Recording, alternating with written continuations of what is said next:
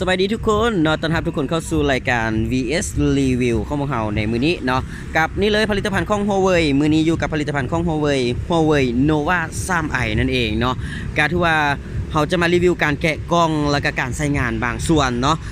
มาเว้านำกันมาให้แนะนำให้ทุกคนได้รับรู้ว่าเมื่อท่านซื้อ Huawei Nova 3i ไปนี่ท่านจะได้รับหยังเดจากทางศูนย์เพิ่นเนาะหรือว่าจากทาง1กล้องว่าจังซั่นซะ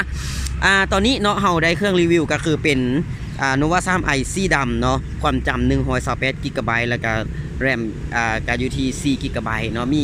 อุปกรณ์เซอร์เป็นเคสแถมอีกเติมเนาะเพิ่นระบุไว้นี่เดี๋ยวเฮามาแกะกล่องกันเลยเนาะโอเคเปิดกล่องกันมาเนาะโอเควางไว้ก่อนตัวนี้เปิดออกมาเจอเป็นกันแตกแม่นบ่เป็นกันแตกแถมมาพร้อมเนาะกันแตก1แผ่นเนาะเปิดมาเจอกันแตกกันเลยนะโอเคนี่เลยพระเอกเฮาอยู่นี่เนาะพระเอกเฮาอยู่นี่เจอตัวเครื่องวางตัวนี้ก่อนจังมันยุ่งยากเนาะสถานที่เนาะเป็นตัวเครื่องสีดำเนาะสีดำวุ้งวิ่งกันเลยเนาะตัวที่จริงตัวนี้เขาแกะไปบ้านนึงแล้วเขาแกะไปบ้านนึงมันเลยมีหอยนิ้วมือออกเนาะโอเคเราข้อลอกสีมันออกวิ่งเลยนั่นเนาะสีดำฟุ้งฟิ้งกันเลยโอเคเดี๋ยวจะมาเว้าเนาะเดี๋ยวกดเปิดเครื่องไว้เนาะเดี๋ยวเขากดเปิดเครื่องไว้โอเควางไว้ก่อนตัวนี้เดี๋ยวเรามาเบิ่งอุปกรณ์ในกล้องว่าจะได้หยังเมื่อเราซื้อHuawei Nova 3i ไปใส่เดี๋ยวมาเบิ่งตัวนี้นี่เข้มจิ้มซิมเนาะน่าฮักกันเลยเนาะโอเคมีเข้มจิ้มซิมมีฟิล์มกันหอยแทบกันแต่ละฟิล์มกันหอยอีกตืมยักติดอันไหนก็ได้เนาะบางคนบ่จำเป็นต้องไปซอกซื้ออีกตืมมานึงเนาะแล้วก็มีเคสนี่มีเคสใส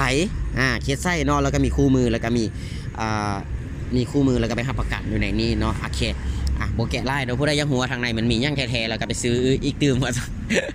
เนาะให้เบิ่งก่อนอันนี้เป็นไส้ซากเนาะไส้ซากเป็นแบบไมโคร USB นะจะเป็นแบบ Type C แต่ว่าเขาจะมีหัวซากเนาะหัวซากมาให้แต่ว่าตัวนี้ก็ซากไหวอยู่เนาะก็คืออยู่ที่5 โวลต์2 แอมแปร์หรือว่า10 วัตต์นั่นเองเนาะโอเคแล้วก็จะมีค่าบ่ได้เลยต้องมีหูฟังแม่นบ่หูฟังเนี่ยหรือว่าไซส์สโมทอกเนาะนี่หูฟังเป็นหูแบบ 3.5 เป็นแบบนี้เนาะหูฟังโอเครู้สึกว่าจะเป็น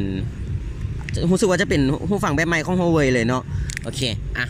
อันนี้ก็คืออุปกรณ์ในกล้องที่จะได้รับเนาะเดี๋ยวนี้เรามาจับเบิ่งตัวเครื่องกันเลยมาเบิ่งตัวเครื่องของ Huawei Nova 3i ว่าเฮาซื้อ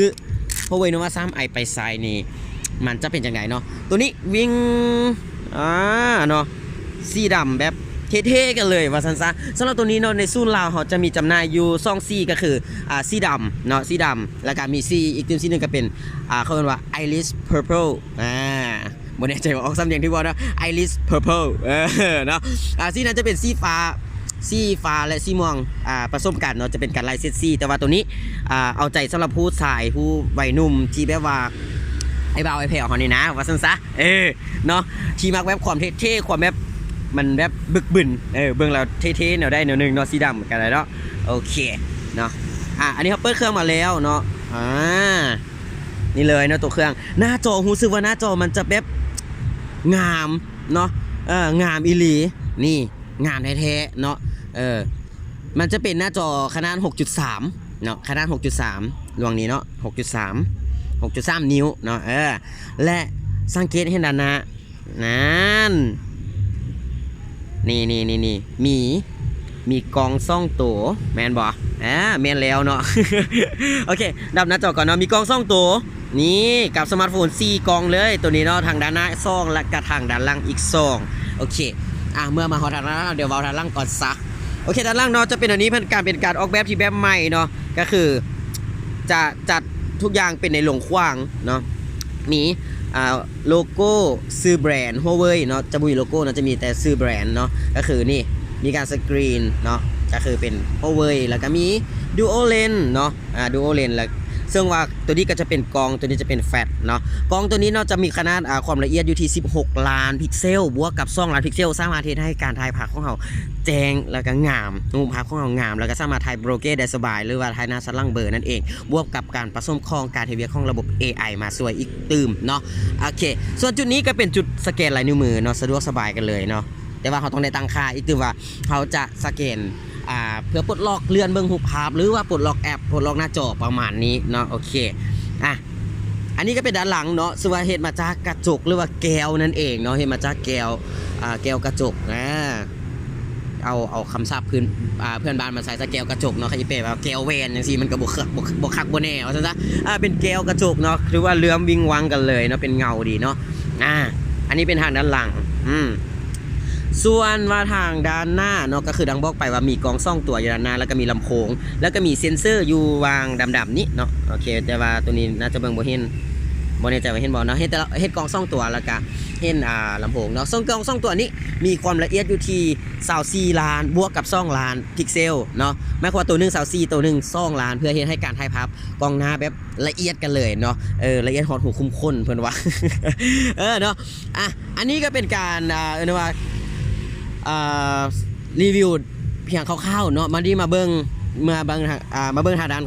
ข้างเนาะมาเบิ่งด้านขวาจะมีปุ่มเนาะมีปุ่ม power เนาะโอเค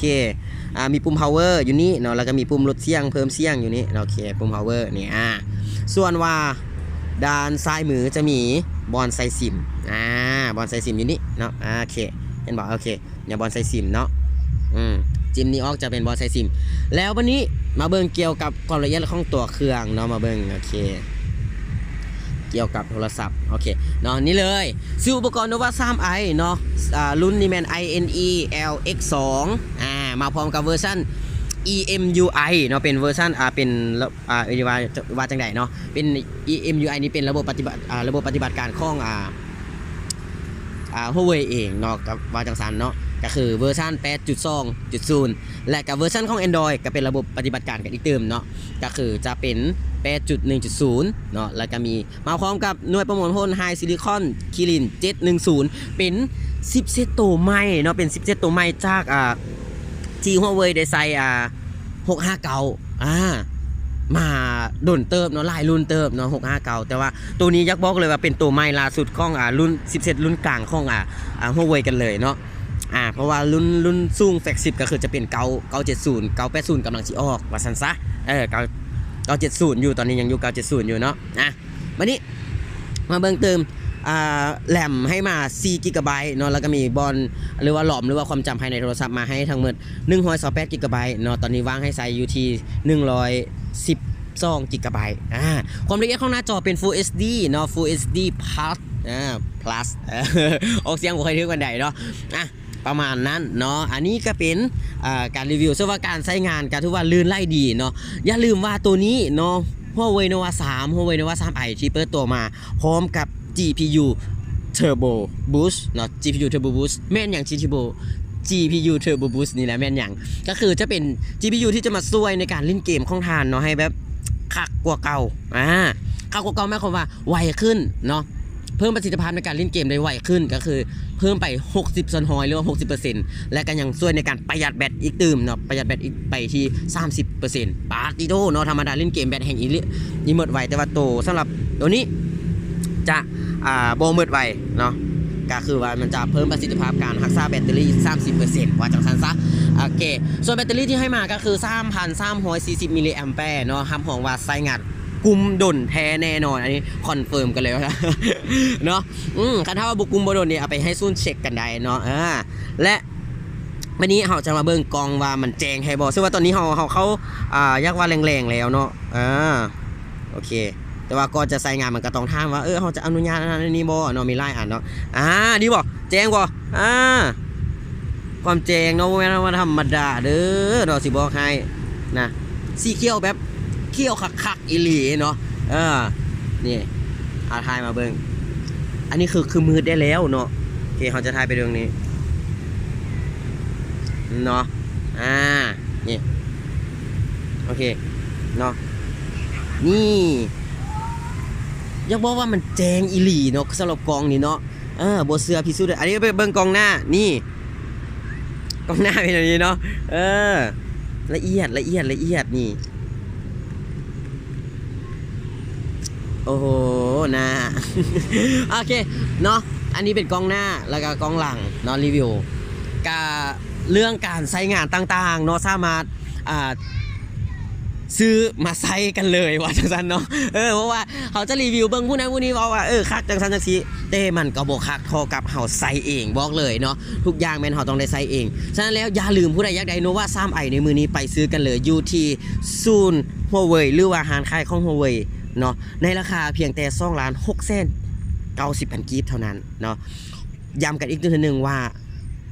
2,690,000 กีบบางคนว่าถ้าว่าซื้อ2,690,000 กีบเขาสิได้ยังไงหลักๆเลยเนาะตัวนี้เลยได้เครื่องที่ทันสมัยเนาะเบิ่งแล้วสวยงามสะดุดตาการออกแบบที่ใหม่ล่าสุดได้ชิปเซตตัวใหม่ก็คือ710เนาะแล้วก็ได้ GPU Turbo Boost และที่สำคัญจุดขายหลักๆก็คือได้ความจำ128 GB โดยที่ทานบ่จำเป็นต้องใช้ Memory ให้เครื่องทานมีจุดเสี่ยงในการว่าลิ้นซาขึ้นหรือว่าไวรัสเข้าเครื่องประมาณนี้เนาะบ่จำเป็นต้องเป็นมาเสริมแมมให้มันยุ่งยากว่าซันซะสำหรับ128 กิกเอาอยู่เนาะตัวนี้จุดค่ายอีลี่เนาะถือว่าคุ้มสุดคุ้มกับ2,690,000 กีบสามารถไปซื้อได้แล้วเนาะอยู่ที่ศูนย์Huawei หรือว่าร้านค้าของ Huawei ทั่วประเทศลาวแล้วล่ะตอนนี้เนาะจำหน่ายกันไปทั่วประเทศลาวกันแล้วล่ะสำหรับผู้ใดอยากได้ไปซื้อมาใช้กันแล้วมาบอกกันว่าดีจังไดเนาะตอนนี้สิปิดการรีวิวและการแกะกล่องและการใช้งานพื้นฐานเพียงแต่สำนี้ก่อนพบกันใหม่ในสินค้าตัวต่อไปสำหรับครั้งนี้สบายดี